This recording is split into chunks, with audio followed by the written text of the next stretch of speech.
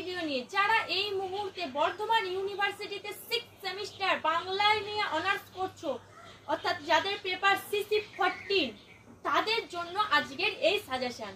অর্থাৎ 10 নাম্বারের বা 5 নাম্বারের বা 2 নাম্বারের কোয়েশ্চেনগুলি এবছরের জন্য যেগুলো ইম্পর্টেন্ট, সেই কোয়েশ্চেনগুলো নিয়ে আলোচনা করব আজকে তোমাদের সাথে। তো বাংলা সিসি 14 এর প্রথম যে কোয়েশ্চেনগুলো নিয়ে আলোচনা করব সেগুলো হচ্ছে মান 10।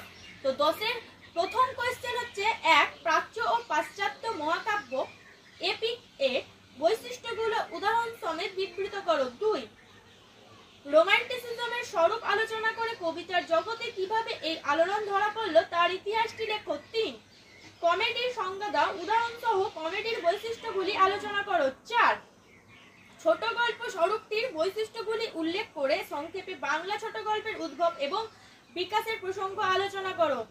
5, বাংলা উপন্যাসের বিকাশের ধারায় 20 শতকের সূচনায় কি পরিবর্তন সূচিত হলো নিদর্শন সহ বুঝিয়ে দাও। 6, সুররিয়ালিজমের উৎস নির্দেশ করে উদাহরণ সহযোগে এর বৈশিষ্ট্যগুলি চিহ্নিত করো। এবার যে কোয়েশ্চেনগুলো নিয়ে তোমাদের সাথে আলোচনা করব সেগুলি হচ্ছে 5 নাম্বারের কোয়েশ্চেন।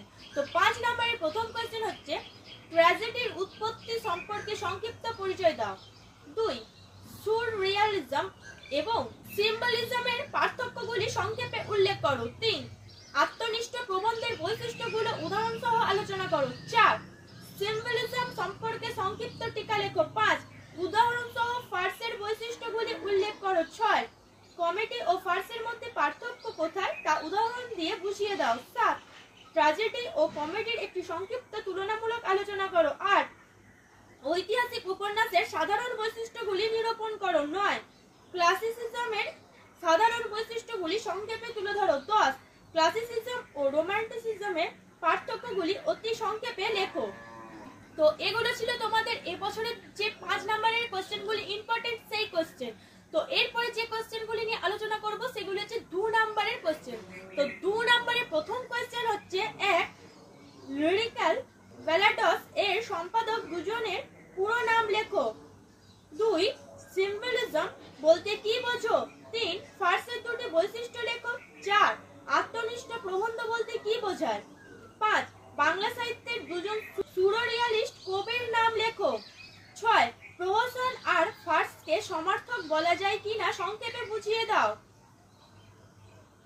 7, সাহিত্য রোমান্টিসিজমের সূচনা নির্দেশক ঘটনাটি লেখো। 8, কমেডি শব্দটির ব্যুৎপত্তিগত অর্থ বুঝিয়ে দাও। 9, অ্যারিস্টটল ক্যাথারসিস পরিভাষাটি কোন প্রসঙ্গে প্রয়োগ করেছিলেন এর শব্দার্থ লেখো। 10, লিরিক শব্দটির উৎস বুঝিয়ে দাও। 11, সিম্বলিজম বা প্রতীকবাদের প্রথম প্রতিভু কবি কাকে বলা হয়? বুদ্ধদেব বসু এই কবির কোন বই কি নামে বাংলায় অনুবাদ করেন? 12, শেক্সপিয়ার সনেটের দুটি বৈশিষ্ট্য লেখো। 13, রিয়ালিজমের বিশিষ্টতা আছে এমন দুটি বিদেশে উপন্যাস এবং লেখকের নাম লেখো। 14, দুটি বাংলা সাহিত্যিক মহাকাব্যের নাম লেখো। 15, মনময় কবিতা বলতে কি বোঝো? 16, প্রাচীনতম এপিক হিসেবে কোন সময়কার কোন রচনাটি স্বীকৃত?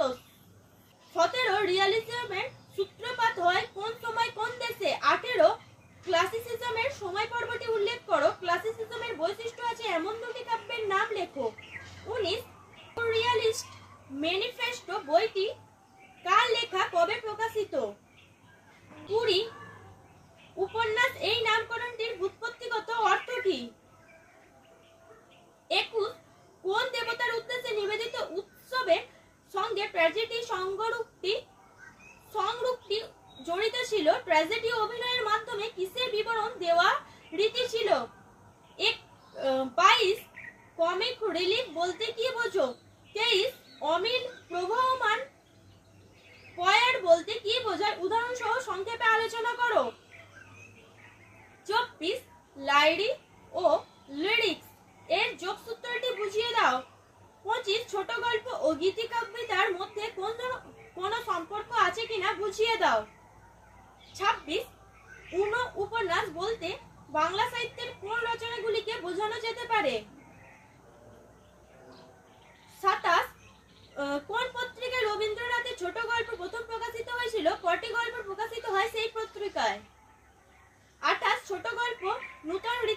সম্পাদনা করেন?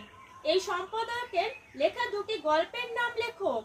29 ছোট গল্পের ক্ষেত্রে একতম প্রীতিটি বলতে কি বোঝায়? 30 পারিবারিক প্রবন্ধ কার লেখা তার অন্য আর একটি প্রবন্ধ গ্রন্থের নাম লেখো। তো এই ছিল তোমাদের 10 নম্বরের, 5 নম্বরের ও 2 নম্বরের ইম্পর্টেন্ট এবছরের জন্য যে কোয়েশ্চেনগুলি সেগুলি। তো এরপরে যদি তোমাদের আরো অন্য কোনো পেপারে সাজেশন বা কোশ্চেন পেপার দরকার হয় তাহলে আমাদের কমেন্টে জানাতে পারো। আজকের ভিডিও আর বেশি বড় করছি না, আজকের ভিডিও এই পর্যন্তই। ধন্যবাদ সবাইকে। Junior education.